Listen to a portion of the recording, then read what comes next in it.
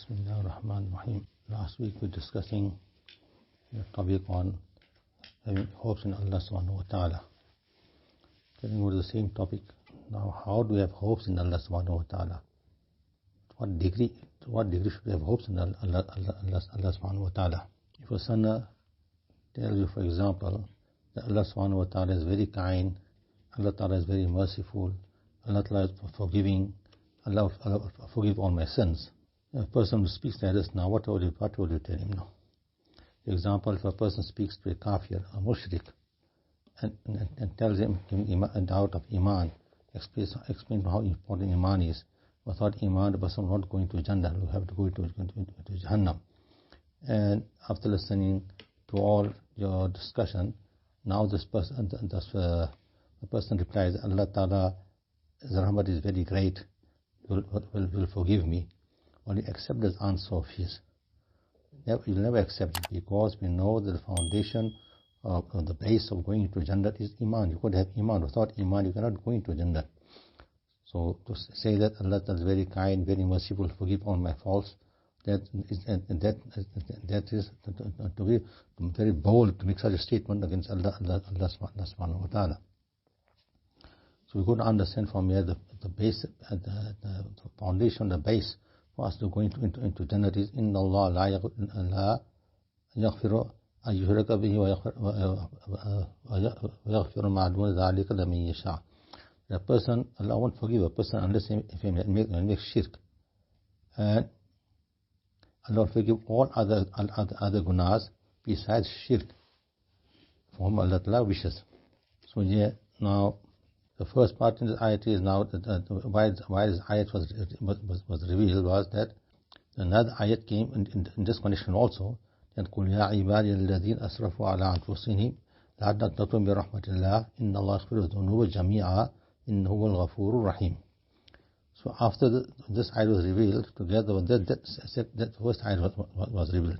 Ya Allah subhanahu wa ta'ala says, O Nabi sallallahu alayhi wa sallam, you tell them that all my servants, those people who have committed any guna, committed sin, and have oppressed themselves, then don't lose hope in the mercies of Allah subhanahu wa ta'ala.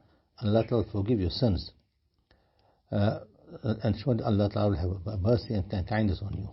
In this connection also, the first has written on the explanation of this ayat here.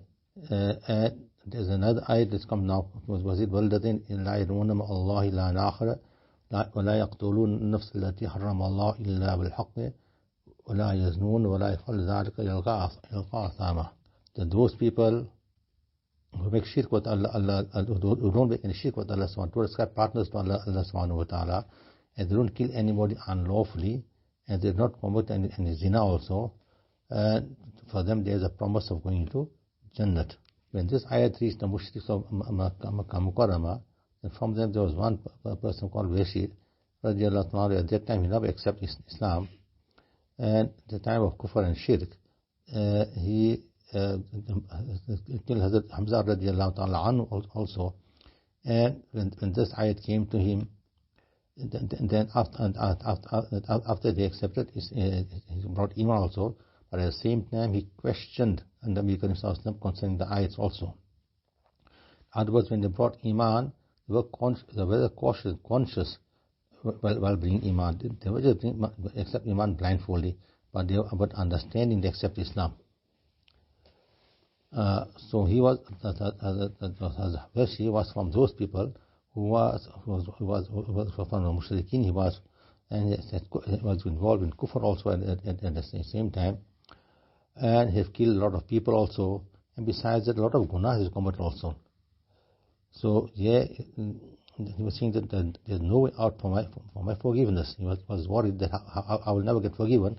How can I accept Islam? Even if I accept Islam also, I won't forgive, because I committed such great crimes I committed.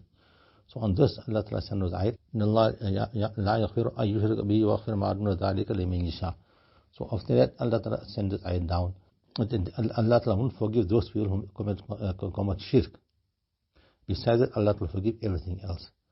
So from there you can understand that they accepted Islam, to accept Islam was full understanding. They said this ayat came down, the first ayat that came down was, if Allah Ta'ala wishes, Allah will forgive you. So what do I know if Allah Ta'ala wishes to forgive me or not? So then Allah Ta'ala said that Allah Ta'ala will forgive all of sins. So when they felt comfortable and then they accepted Islam. So in the first ayat it was, whom Allah Ta'ala wishes will forgive them. So there was a condition attached to it. So because of that they made an objection to that. So now Allah Ta'ala sent an ayat without any conditions attached to it. So those people who have oppressed themselves by making kufr and shirk, they will not lose hope in the mercies of Allah subhanahu wa ta'ala. Allah Ta'ala will forgive their sins now. So this ayat had no condition attached to it, and whether the result they felt comfortable and accepted Islam then. So here Sahab says that he was trying to explain that a person gives da'wat to a non-Muslim, and he tells him that you bring Iman, and you bring Iman, and then you're going to Jannah, other going to Jahannam. And this person says that no, Allah is very kind, very merciful, Allah will forgive me. What are you going to say in this in such a condition, state? So it is apparent that Allah Ta'ala will only forgive a person when the basis or conditions are being meted out. The person has to have Iman within himself, and then if he makes some guna or something, Allah will forgive him, overlook the guna. But as long as he's got kufr with himself, ascribe partners to Allah subhanahu wa ta'ala, is not prepared to leave kufr, then how will he be forgiven by Allah subhanahu wa ta'ala? He cannot be worthy of being forgiven by Allah subhanahu wa ta'ala. So this was the rule laid down by Allah subhanahu wa ta'ala, that first and foremost you got to accept Islam, you got to have Iman with you. You mustn't ascribe partners to Allah subhanahu wa ta'ala. Believe in Nabi Kareem sallallahu alayhi wa sallam. Once you bring that Iman, and after that now Allah's mercy and kindness is open for everybody after that. So now on the day of Qiyamah now, whose actions will be weighed on the day of Qiyamah? So here Hazrat says that now on the day of Qiyamah, the kafir, their actions will not be weighed on the day of Qiyamah, because they got kufr in them already. So they'll go straight to Jahannam, they're going to go. Because they got no Iman in them. But those people who's got Iman within themselves, their actions will be weighed. So here ulama will also discuss in different ways how the people's action will be weighed, and whose will be weighed, and all that to discuss also. So here it shows now the person's got Iman, his actions Allah Ta'ala will weigh on the day of Qiyamah, and those people who is worthy of going to Jannah will go into Jannah, and those people, because of some guna they committed, some sin they committed now, they spoiled the Iman because of that, they'll be punished to clean themselves from that guna, and then they'll go into Jannah, they'll go. In other words, a mu'min, once you bring Iman, no matter what stages you can be in your life, you'll still go into Jannah, no matter how much guna you want to make. You'll get punished for that guna on the day of Qiyamah, but then you still will go into Jannah. So it's better that we work in such a way that we go direct to Jannah. So nikis are more, so Sahab is more, then you go straight to Jannah, you're going to go. You won't go to Jannah via Jahannam. So it's important to try and understand that rather we go to Jannah direct without going to Jahannam. Like for example, in the world we'll find a person, he's gone with a crime, and now he goes to jail. After passing sentence in jail now, when he's released, now whatever, whenever he's in society also, people say, no, he was a criminal first. And every point there's a charge sheet against him, he's a criminal. When he makes a passport also, listen, he was a criminal still. Although he's out of the jail, and now, but still that criminal offense is still with him, let's say. In the same manner, he also, when you go to Jahannam, and after you're going to all get clean and back from all your guna, you still go to Jannah also. Still people say that, look, he came, why Jahannam he came? So it shows that rather we go straight direct to Jannah by making such sawab you make, and save ourselves from guna, from disobeying Allah subhanahu wa ta'ala, and go direct to Jannah. In other words, there, when Allah Ta'ala's rahmat will overpower everything by seeing your good actions, He'll put you straight into Jannah. That's why those people who make guna, and then they say that Allah Ta'ala very, very merciful, Ghafoor Rahim is, how can we accept that? So thus is now the topic which we discussed was concerning the people who are sinners. Now what about those people who are apparently look to be pious also, they read the namaz also, they read the Quran also, whatever it is, and sometimes they even make hulu, they even go the hulu. They overstep, they exceed the limits also, something in piety also. And they read namaz also, they keep the roza also, and do all other good actions they do, and they stay away from guna also. But in spite of that, what is the reality is that now the person will go into Jannat with the rahmat and mercy of Allah subhanahu wa ta'ala. What a person can, how pious can be in the world, whatever he does, but still too, when you go to the decision made to go into Jannat will depend on the mercy and rahmat and kindness of Allah subhanahu wa ta'ala. That's why in one hadith Nabi Kareem sallallahu alaihi wasallam says that lan tudkhala ahadukum amalahu jannah, and nobody will ever go to Jannah because of their actions. When that happened, that the Sahab asked Nabi Kareem sallallahu, what about you, Nabi sallallahu alaihi wasallam? Nabi sallallahu replied, even me also, I'll go to Jannah, but with the mercy of Allah subhanahu.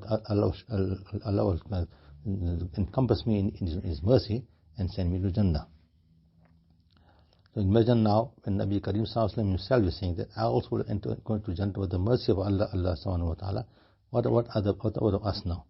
How our action? When Nabi Sallallahu action was so great, the highest degree actions he had with himself, Iman here with himself. So for him also, he says that for me also Allah was tempted to put me to Jannah because of His rahmat and mercy and kindness. Then what about us now? So we could even be more cautious, more cautious of doing the good actions. From this we can understand that going to Jannah is not on our actions, which won't depend on our actions, but will depend on the mercy and rahmat of Allah subhanahu wa ta'ala. There is one small incident mentioned. He said there was one person who had a very long life and he stayed in the mountains, and Allah made it such for him that there was a spring of water that came out. He used the spring of water for his wuzu also, for his drinking also, for his whatever necessities. And there was one tree, the pomegranate tree there was. So every day morning, one pomegranate should go on top, you eat it, and one go at night, you eat from there. So he ibadah for a very long life Allah gave him also. When he passed away, then Allah subhanahu wa ta'ala said, okay, because of my mercy and kindness, now go into Jannah. Now he's looking himself, said, I've made ibadah for so many years, and nothing to discuss about that. In fact, Allah ta'ala can just see the ibadah I made for so many years, maybe he'll give some special concession also, something. So ask Allah say, what's happening? Say, what about the ibadah I made so long? Won't I get better stage because of that? So Allah say, okay, you want to take account for everything? Now let's take account. That I give you life. I give you in return of what ibadah you made. Now you can't speak anything now. So normally people don't get such a long life. I give you such a long life. What ibadah, in place of what ibadah you did? You couldn't answer for that. Unless normally a person gets such a long life, they get sick also. You never got sick in your life. In place, what good actions did? Now as Allah count all the elder mercies and kindness of Allah subhanahu wa ta'ala, he couldn't answer, he's feeling ashamed of himself. So normally people would look for food. Yet food also get one pomegranate morning, one evening. Normally tree don't give pomegranate morning, evening, and out of season also. So then for water also, a clean stream create for him there. Now he couldn't answer all his questions. He was so ashamed of himself. Said, Ya Allah, just send me Jannah because of your mercy. I haven't got any actions to justify going to Jannah. So it shows that we won't go to Jannah because of our actions. Because our actions, we know what the condition of our actions. We'll go to Jannah because of the mercy and kindness of Allah subhanahu wa ta'ala. And those people now who does good actions also, and they also go to make the understanding correct also. So those actions Allah subhanahu wa ta'ala has promised us, which will take us into Jannah. Then those actions also, Allah ta'ala was kindness, He's given us a tawfiq to do these actions. And Allah ta'ala was mercy, will accept that actions and send you Jannah. Doesn't mean that you're going to Jannah because of the actions. You're going to Jannah because of the mercy and kindness of Allah subhanahu wa ta'ala.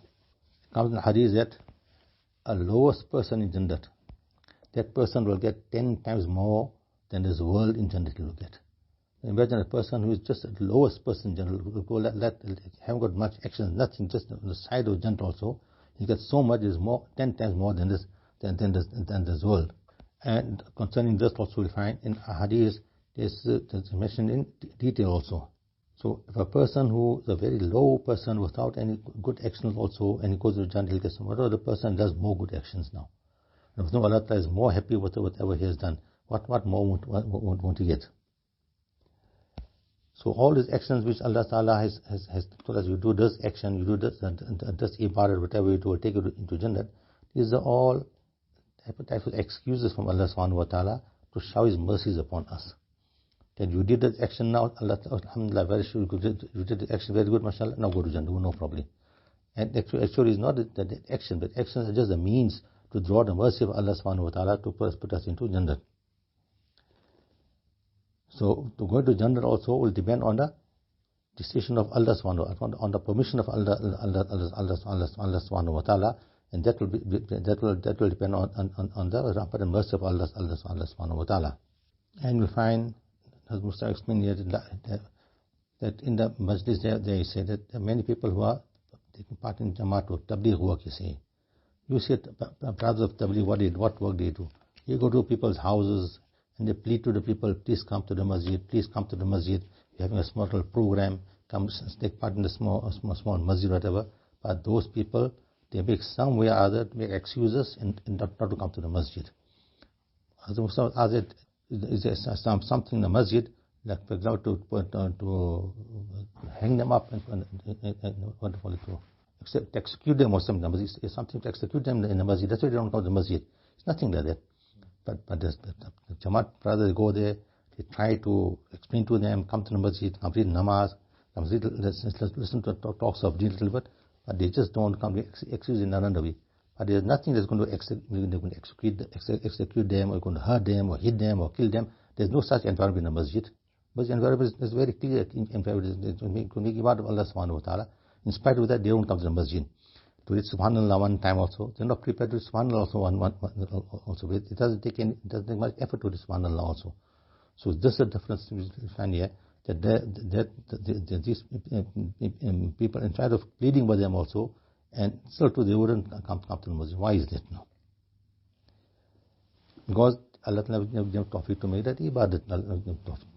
So the tawfiq comes from Allah subhanahu wa ta'ala. Allah give us that tawfiq to make that ibadat, that there's an excuse for us. Made it ibadat now, then let's never impose made it ibadat now. My rahmat is now overpowered everything, you go to Jannah, you go now. So here in one hadith it comes, Nabi Karim sallallahu alaihi wasallam says, kullu muyassirun lima khuliqa lahu. That the person, what he has been created, that things become very easy for that person to do. In the world, we'll find the two types of people we'll find. One type of people are those people who are very bad people we'll find. And they do commit a lot of crime. They'll kill people also, they'll loot also, they'll steal also, and many other severe gunas and crime they'll commit. And when they do those actions, they find very easy to do it, and very happily they do it. They don't feel hurt doing those actions also, because Allah Ta'ala made it easy for them to do this. And the same person now, if you tell, you know what now, who kill somebody very easily, hurt somebody very easily, and make all other gunas, just read kalima la ilaha illallah, he can't read it. He can't. He just can't read it. It's difficult for him to read it. Why? Because Allah now make that thing easy for him. But then to read just 2 rakat namaz with us, he can't read 2 rakat namaz also. I find it very difficult, because that hasn't become easy for him. So Allah's rahmat is not with him, and the mercy of Allah subhanahu wa ta'ala, or the excuse Allah Ta'ala put him in Jannah is not present there. And we all know that to read kalima, read subhanallah, or read 2 rakat namaz is not so difficult. It's very easy to do it, but they cannot do it. And at the same time, you'll find that those people who do good work now, for them to do good work becomes so easy, to become obedient to Allah subhanahu wa ta'ala becomes so easy, that they'll read a namaz also, they'll read extra namaz also, they'll keep extra rozas, they'll keep also, stay away from all types of guna, staying from there, and not prepared to do anything which goes to disobedience of Allah subhanahu wa ta'ala. They don't commit guna. No, to kill somebody is a very far thing, you say. The person can just hit somebody, he won't say, how can I hit somebody for nothing? I can't oppress anybody. That also is something very far. The person just swear somebody. For swearing also, you don't need to hit anything, just to move your tongue a little bit. He'll refuse. I can't swear. How can I swear anybody? Whereas there's no effort taken to swear anybody, because he finds the tawfiq, because he's accustomed to doing good work and being obedient to Allah subhanahu wa ta'ala. He says, I can't do this work. If I give you 100 rands or 1,000 rands also, I can't swear, I can't cover the guna. So this person, it's become easy for him to make ibadah also, there is subhanallah also, everything. Compared to the other person, he can't do subhanallah, he can't read the kalima also, he can't read namaz also, he can't read. So Allah Ta'ala made it easy for that person and made it easy for this person. So this good action we do also, whatever we do, is for the tawfiq of Allah subhanahu wa ta'ala. It's not on our own accord. Not that we are doing this it's on, because of the tawfiq of Allah subhanahu wa ta'ala. Allah gave us tawfiq to do it, that's why we, and this is like a Allah Ta'ala made for us like an excuse that you do this, I'll make it easy for you, and on this grounds I will put you in Jannat, I'll put you. So the good actions we do also is for the mercy and kindness of Allah subhanahu wa ta'ala. So Allah Ta'ala made it easy for us to make ibadat also, at the same time it is for us to stay from guna also at the same time. So on this we got to always thank Allah subhanahu wa ta'ala for being so kind to us. He now put us in the other category of people where we do guna and disobey Allah subhanahu wa ta'ala, and we cannot make his ibadat and can't name Allah subhanahu wa ta'ala. And if we thank Allah subhanahu wa ta'ala on his ni'mats and his bounties for Allah Ta'ala, what Allah Ta'ala will increase his bounties upon us. Allah subhanahu wa ta'ala said, "Lan shakartum la'azidannakum." When you are going to be thankful to Allah subhanahu wa ta'ala, Allah will increase his ni'mats upon you more and more. So as a mu'min, our responsibility is to make good action, keep ourselves engaged in doing good actions all the time, and thank Allah subhanahu wa ta'ala for giving us the opportunity to do the good actions. And these good actions will become a means or an excuse for us to draw the mercy of Allah subhanahu wa ta'ala to go into Jannat. Now at the same time, Hazrat Mustakim says, just think a little bit, ponder a little bit now, just reflect on yourself a little bit, that a person does some good work, for example. And many people find they do good work, they read namaz also, they give roza also, they say Quran tilawat, they make also, and do other good work also with this. And because of this, now what happens? They sit and they make a decision on their own. They say, now we are doing so much good work now we are going to go to Jannat only now. Otherwise, our place is booked in Jannat already now. Our place is reserved in Jannat already. And on the other hand, we look at those Sahaba Kiram whom Allah's Nabi Sallallahu Alaihi Wasallam promised them that they will go to Jannah, they want to go. But they were fearful of their actions, they were fearful. It's not that they didn't have confidence and trust on the words of Nabi Karim, on the promise of Nabi Karim Sallallahu Alaihi Wasallam, but they were very fearful. That good action must be snatched away from us, that tomorrow will have been the problem. So the difference between us and them is this. We are doing good actions and we are so content that know that now our place is in Jannat already. But the Sahaba Kiram whom Nabi Sallallahu promised them Jannat already, and they know, and Nabi Sallallahu never speak a lie. We know that Jannat is promised for them. Still, they were very cautious and frightened. They mustn't do such thing that will displease Allah subhanahu wa ta'ala, or Allah Ta'ala snatch away this good action from us and become a means of Allah Ta'ala's punishment and wrathful punishment. So that are the difference between us and them. So a small little example, how to understand this example. When you walk on the ground, how much place do you need on the ground to walk? Maybe a foot or 2 foot, maybe not more than that. You walk on the ground, but at the same time, if somebody make a small little bridge, of a 2 feet bridge, and tell you walk on that bridge now, what happens? You'll get frightened to walk. You can see that you walk on the same 2 foot bridge you are walking. But now it is elevated and the bottom is empty now. You get frightened. I just fall down. I'll get dizzy. What will happen to me? What happened? Whereas it's the same amount of space you are walking on top also and down also. Why is that? Because of fear now you can't walk on the elevator space on the bridge. But on ground, on the same amount of space, you walk on down. So the fear was more in the Sahaba Kiram that we know what will happen to us. Will Allah accept our actions or not? Will Allah be happy with our actions or not? Won't Allah want to deprive us from doing those actions? We are frightened if we keep on doing that good action like that. And we are opposite. We do a little bit and we think, no, now our place is reserved Jannat already, we're going to Jannat straight away. So that's the difference between us and the Sahaba Kiram in. So this glad tidings Nabi Karim Sallallahu Alaihi Wasallam gave to the Sahaba Kiram. In spite of that, they were not complacent now. They were not happy enough. Now we're satisfied now, satisfied, relaxed now. We are going to go to Jannat now. No, but in spite of that, they kept on fearing Allah Subhanahu wa Taala. They kept on increasing the good actions they were doing. In spite of all that, promises Allah Nabi Sallallahu Alaihi Wasallam gave them also. They had this all in front of them. That this thought that will Allah will accept actions or not? Is there sincerity in this action or not? They always had this thing within themselves. Like for example, you'll find a person sometimes being attacked by some enemy, and all of a sudden he just loses his senses and he doesn't know what to do. And afterwards, when you come to realize that I had a weapon in my pocket also, why not use a weapon? But at that time you got so much of awe, so awestruck, so frightened, you forgot to take out your weapon also. So the Sahaba Kiram, no matter what situation they were, they had that weapon with them all the time. They knew that we got to make ibadah of Allah Subhanahu wa Taala, we got to fear Allah Subhanahu wa Taala, and carry on with our good work all the time. So this the example how it is explained to us here. For me, you can understand. There's some in Farsi. There's one proverb that's explained here.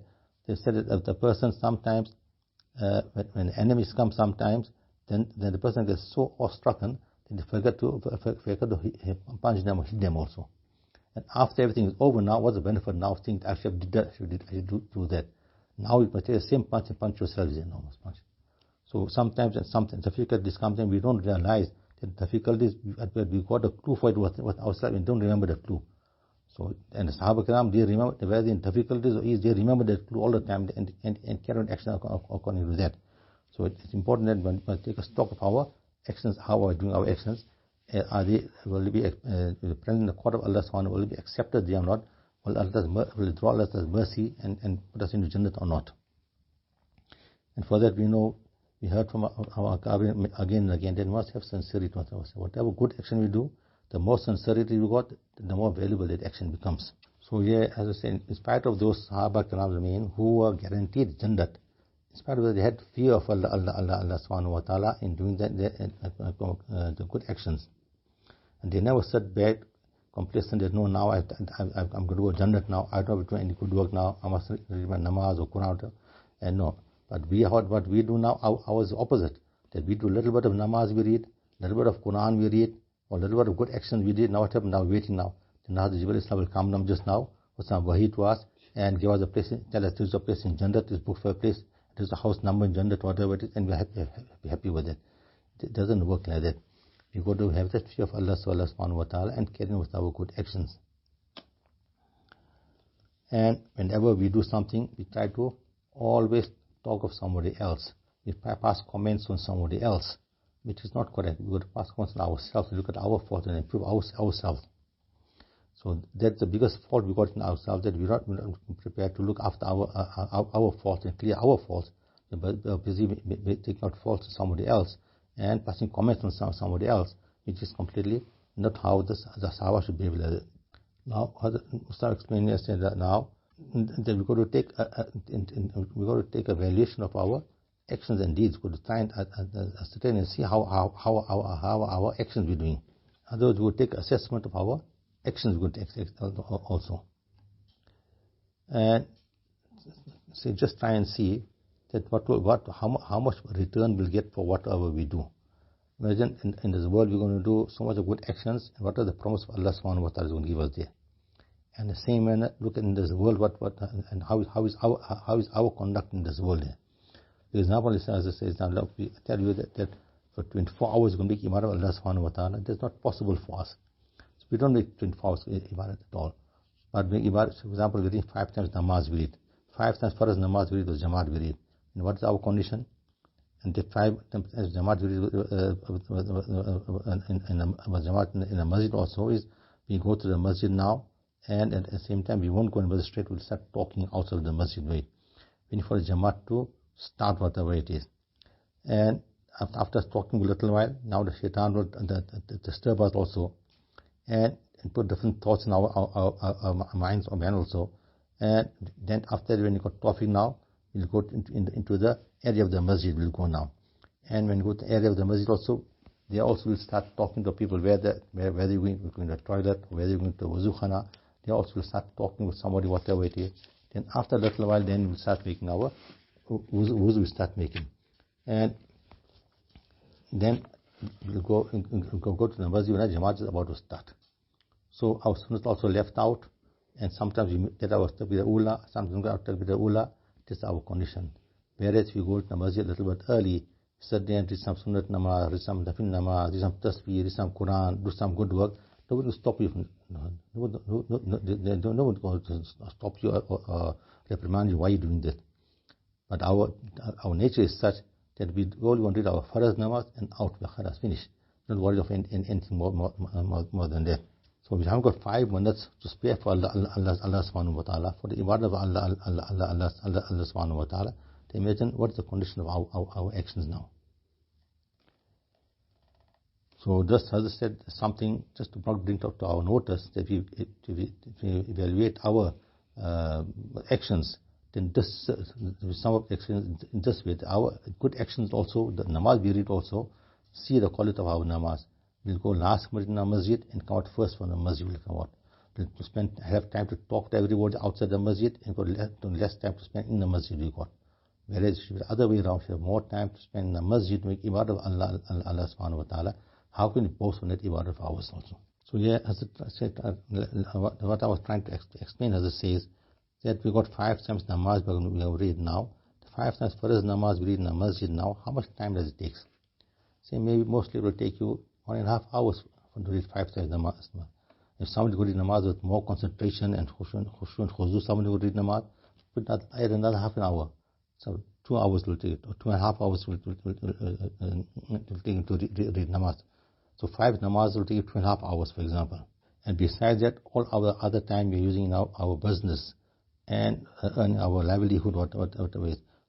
Either we are working with somebody, we've got our own business, we've got whatever it is, we are busy acquiring our the sustenance. So we are working, for example, 8 hours or 10 hours we are working, and only 2.5 hours we are making ibadah of Allah subhanahu wa ta'ala. And for the 10 hours we are working, we are being paid for the 10 hours we are working there. As for example, a person is getting 30,000 rands will get as wages, or something. So let's go to the maximum. We say 300,000 is getting wages. Now for the 10 hours he's working, for a month he's getting 300,000 is getting now. So for a day for 1 day is getting 3,000 rands, and for not 10,000 rands for 1 day, and for each namaz is getting, for hour is getting 1,000 and for an hour is getting now. Example now, and it's getting this amount of money is getting. Now we put into add value to it now. For example, as it says now, we're getting so much of money you're getting now. So if the person studying namaz after 15 years of age, for example, and he's got age of 60 65 years age he's got now. For every day he read that 2.5 hours namaz. For 20 hours, how much must be paid? 2,500 will get paid for 2.5 hours now. Now put that money together and see, to work out to just a few million rands will work out to. But at the same time, with a few million rands you got, whatever you got now, when you go to a very posh high area to go and buy a house, they go and buy now, you might be able to buy just a small little house there, or maybe you won't get able to buy a house also. So you got a house in a small little plot, you get a house you get there, and you are happy with it because I worked my whole life and I got this here now. Now, as I say further, now try and understand now. You see, as I say now, that now, if you take the map and try and see the whole world on the map now, you'll find, you look for India, for example, say, India you will find, in one place find India now. But from India now, to see where, for example, I was talking of Surat here now, Surat is in Gujarat. Then you got to break up that map into a country first. From the whole world, break it up into a country. And from the country also, you break up into the province, Gujarat now. And from the province also, you break up into Gujarat now, you find. Now to look for a place called Surat inside also, you could still break it up more to find the Surat. Rather than the Surat is a small little point only. The Surat is a small little point only on the map. And now from the small little point also now, the posh area you bought a house is even a smaller point than that also now. So imagine now the small little point you got, and the value of that house is so little. And that also you bought a house for so much now, but what about the furnishing of the house now? That also going to cost extra money also now. So here we're only talking of the first namaz, the 5 first namaz we're talking only. But now something about them, when the people start assessing, what you say, they look at quality and they look at quantity also. Both they look at it now.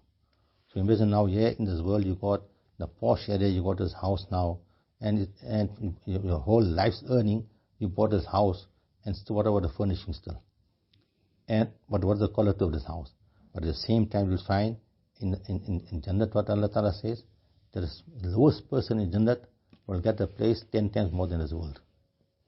Imagine. So how is our action compared to that? That's why you shouldn't have a hope, have too much hope and trust and confidence on the actions we are doing.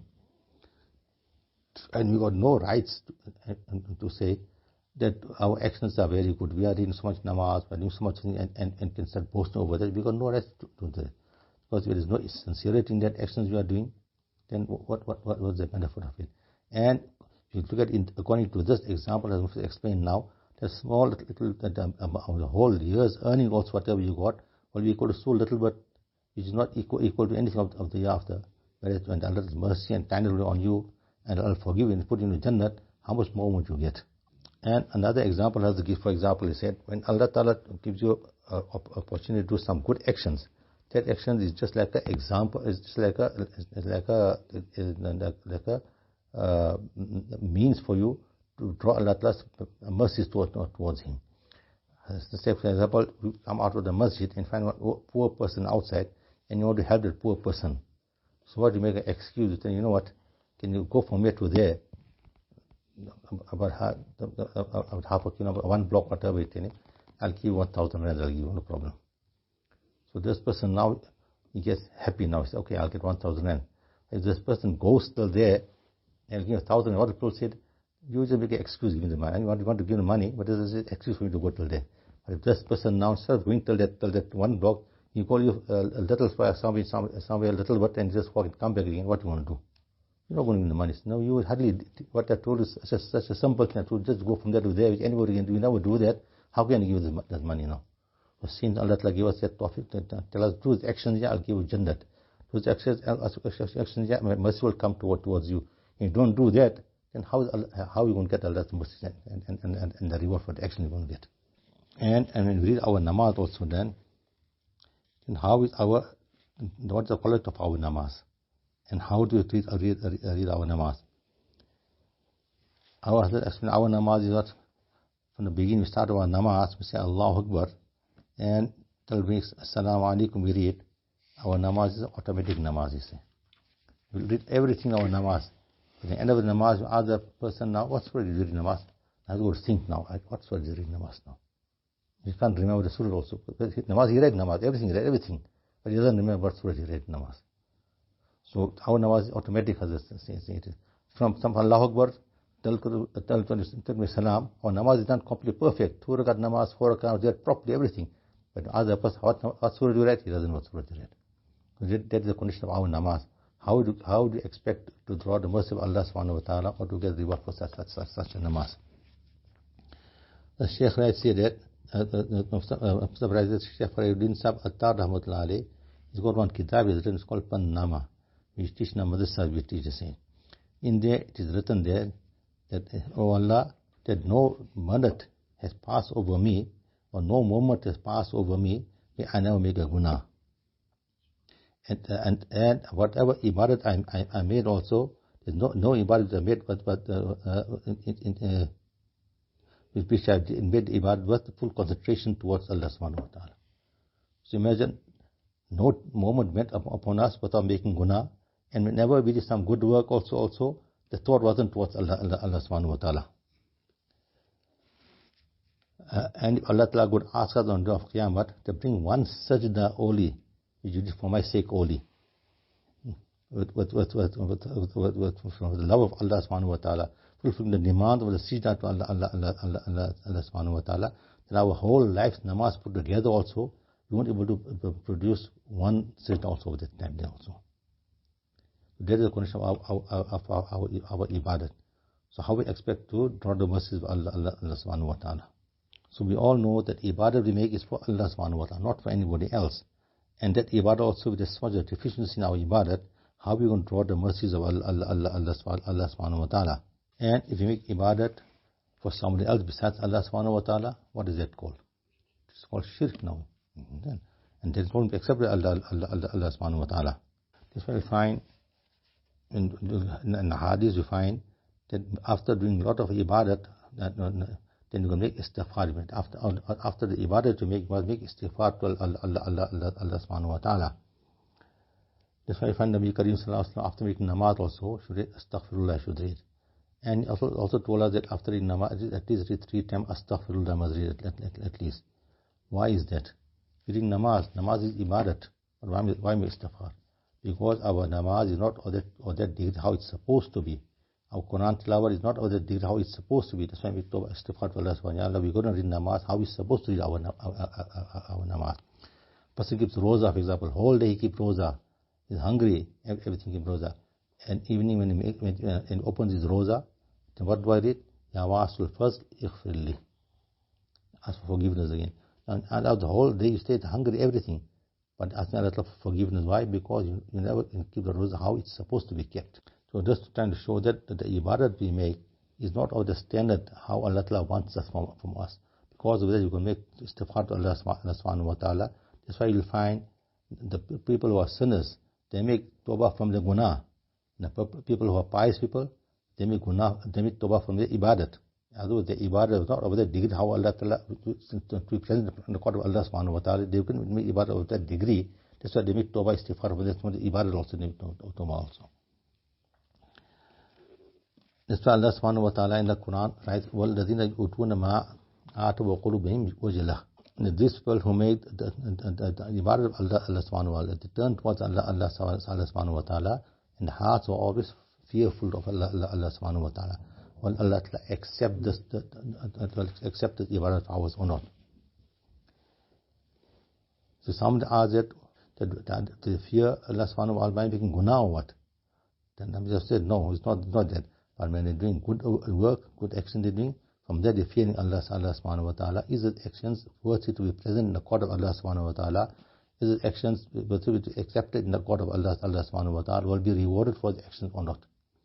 So it shows that a Muslim must be, a Mu'min must be of such a degree he must be, that whatever he does, he mustn't feel happy that no, I did so much now, I was accepted from I'm not going to do anything more. I'm only fearful that I did so much, but still I think I got to do better. And I don't know whether it will be accepted in the court of Allah subhanahu wa ta'ala or will not be accepted in the court of Allah subhanahu wa ta'ala. So we've got to keep this in mind that whatever ibadah we do, don't feel that now we are better than everybody else now. We make so much ibadah, we read so much of namaz, we respect. Don't ever think that way. You know the next person's what action Allah likes of his, and that show mercy and Allah put him in Jannah. Come in the hadith that one person will be in Jannat, and you see another person in Jahannam, and ask that person, why are you in Jahannam? You taught me, I did all the things there, and I'm in Jannat now. How can you be in Jahannam? He said, because I taught you, and I know practice about myself. So to be very careful to taunt people or take out faults in people, but we try and look at our faults and correct ourselves. That will help us to go in Jannah. And you'll find in the hadith of Nabi Kareem sallallahu alaihi wasallam, it meant we have taught how to humble ourselves, how to value the next person and honor the next person we taught in the hadith. We keep this in mind, then inshallah everything goes very well. But once the moment when pride comes into the person, then that's where the problem starts now. The next person being degraded, looked down upon, and that's when our problems start. Wherever you'll find between friends also, between husband and wife also, between parents and children also you'll find all this come because of pride. The disagreement comes among them, and fight that takes about them is because of pride. So if everyone understand that no, we are not better than the next person. We could be obedient to the next person. We could look after our ibadat well. Our ibadat will help us in the year after. You won't find any problems in any way. So we got to look after our ibadat and care for ourselves. That's why what our government, what they say each person work for himself. Then automatically you find the society is looked after. We have good society. But each person look after himself and whatever next person always, then nobody's going to get correct themselves. Nobody's going to bring a good environment into existence, and never change the environment like that. So each person must try to look after himself and change himself. Then you'll find that the change coming into society. Allah Ta'ala gives us tawfiq of understanding and practicing, and to draw the mercies of Allah Subhanahu wa Ta'ala. Because wherever you go, whatever you see around us, we always find problems. Muslims find problems wherever it is. Why? Because our actions are not of that degree to draw the mercy of Allah Subhanahu wa Ta'ala. So we got to try and draw the mercy of Allah Subhanahu wa Ta'ala by doing all good actions. The more good actions we do, the more Allah's mercy will come. Allah will be more kind towards us. Allah will help us and make things easy for us. Now, for example, now month of Muharram has come. The new year has started also. What does the new year mean also? It means that you must take an assessment of your past and plan for your future now. Understand? It comes in the hadith that the next day is not better than the previous day, then you are at a loss. So imagine for one day it is mentioned that Nabi Sallallahu Alaihi Wasallam said your previous day is not, today is not better than the previous day, then you are at a loss. Now what about the whole year? The whole year that went past, if you never do some good work, what happened to the following year now? So try and see that the following year, the new year that is coming was a better year than the year that went past. Then you are not at loss. So that's what we're going to plan now, that the following that is coming now, how we're going to plan our future year, how we're going to plan our future year, plan in such a manner that we don't go into loss. Then we're doing something good we're doing. And at the same time, there are so many virtues of the month of Muharram also, that we got to look after the month of Muharram well, and try and take maximum benefit from the month of Muharram also. Nabi Kareem Sallallahu kept many plenty of Roza the month of Muharram also. At the same time, Nabi Kareem Sallallahu first, Muharram Roza was first. Then afterwards it became, after Ramadan Roza became first. So that Roza was first it was. And Nabi Kareem Sallallahu came to Medina Munawwara, he saw Jews keeping Roza on the 10th of Muharram. So asked them, why are you keeping Roza? They said, because Hazrat Musa alayhi salatu wasalam got saved from Fir'aun after so many years. Thanks for that, for shukriya for that, we keep Roza on the 10th of Muharram. Nabi Sallallahu Alaihi Wasallam said, we are more worthy to keep Roza on the 10th of Muharram. So said that rather keep for 2 days Roza, either on the 9th or 10th, or 10th and 11th you must keep Roza. And to keep Roza in the month of Muharram, for each Roza you can get sawab for 1 month Roza you can sawab for getting. Understand?